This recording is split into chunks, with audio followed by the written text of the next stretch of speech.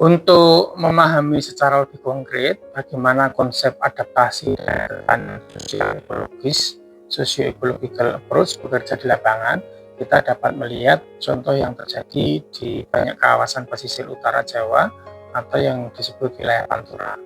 Dalam beberapa dekade terakhir, misalnya, wilayah ini mengalami tekanan lingkungan yang sangat kuat akibat kombinasi dari kenaikan muka air laut, penurunan muka tanah, serta perubahan penggunaan lahan di kawasan pesisir. Banyak kawasan di pesisir mengalami proses ini secara gradual yang kadang salah mengakibatkan ketidaksiapan masyarakat, pemerintah daerah, dan stakeholders untuk merespon ke proses tersebut. Sekali lagi, kompleksitas itu terjadi karena kombinasi muka air laut, penurunan muka tanah atau subsidence, dan juga perubahan penggunaan lahan di kawasan pesisir yang lebih masif. Salah satu wilayah yang sering dijadikan contoh kalau kita belajar tentang adaptasi terhadap pesisir adalah kawasan pesisir Pekalongan.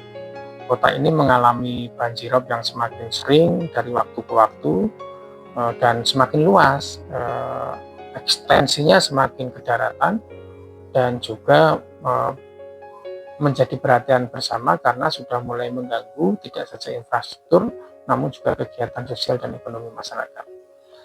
Genangan yang dulu hanya terjadi misalnya pada saat-saat tertentu, terutama pada saat pasang tertinggi saja, the highest high sea level, ini dapat berlangsung hampir sepanjang tahun di beberapa desa pesisir.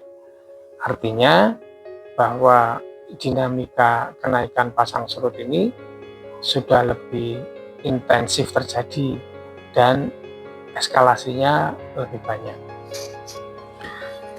Banjirop di wilayah ini tidak hanya disebabkan oleh satu faktor tunggal. Fenomena tersebut merupakan hasil interaksi antara beberapa proses lingkungan sekaligus.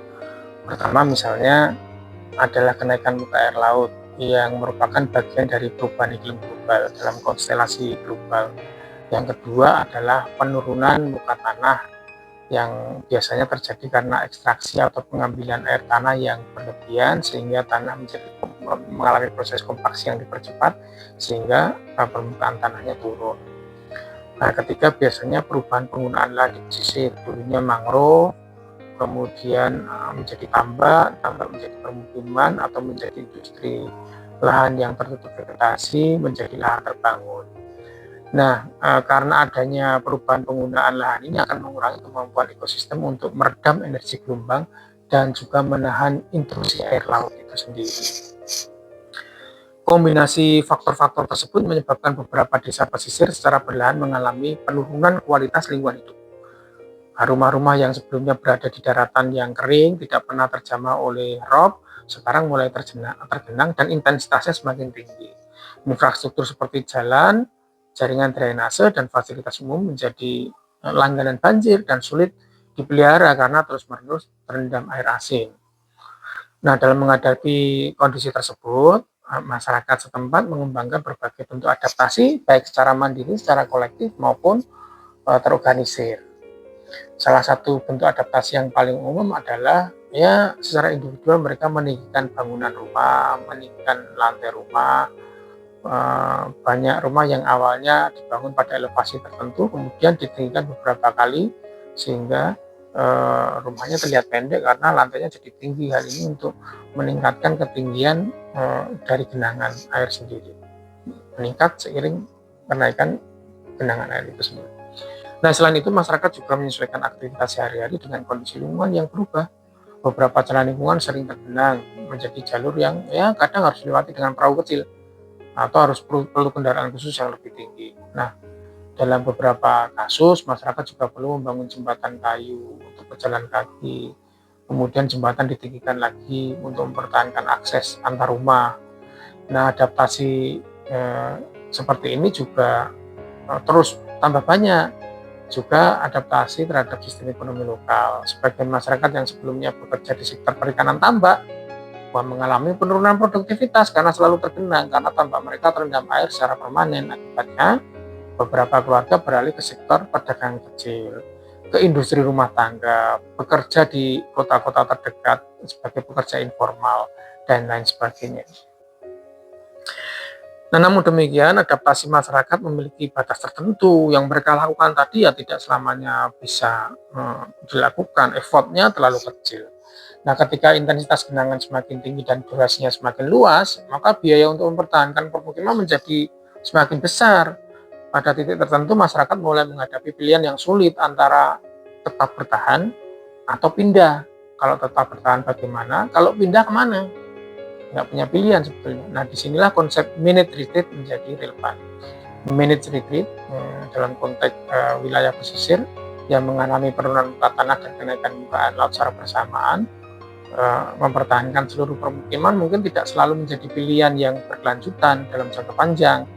Beberapa wilayah mungkin secara bertahap, secara gradual, secara pelan-pelan dialihkan posisinya jadi dari kawasan permukiman menjadi kawasan penjaga ekosistem, menjadi kawasan retention area, sehingga mereka harus dipindahkan. Nah, pindah secara pelan-pelan ini dikenal dengan konsep managed retreat. Namun proses tersebut harus dilakukan dengan hati-hati.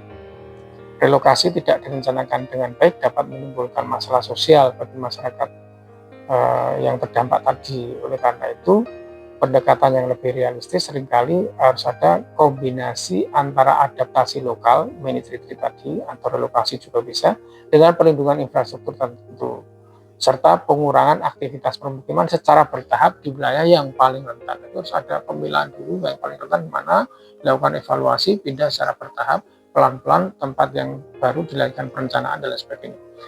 Nah, studi kasus di wilayah Pantura ini memberikan pelajaran penting bahwa adaptasi terhadap bencana bukan hanya persoalan teknis lingkungan, adaptasi juga berkaitan dengan dinamika sosial masyarakat, terkait dengan sistem ekonomi lokal, terkait dengan kebijakan tata ruang, terkait dengan pola penggunaan lahan di wilayah pesisir, dan berbagai hal yang lainnya. Dengan demikian, ketahanan sosial ekologis tidak hanya ditentukan oleh kondisi ekosistem atau kekuatan infrastruktur saja, tapi juga oleh kemampuan masyarakat, institusi pemerintah untuk terus belajar dari perubahan lingkungan dan menyesuaikan strategi pembangunan secara berkelanjutan. Ini sebenarnya pendekatan yang dinamis, harus belajar terus-menerus ya. Nah, dalam konteks ini, pengelolaan lingkungan dan perencanaan wilayah harus mampu mengintegrasikan apa yang disebut pengetahuan ilmiah, pengalaman lokal, serta kebijakan publik, agar masyarakat dapat menghadapi risiko bencana secara lebih tangguh di masa yang akan datang.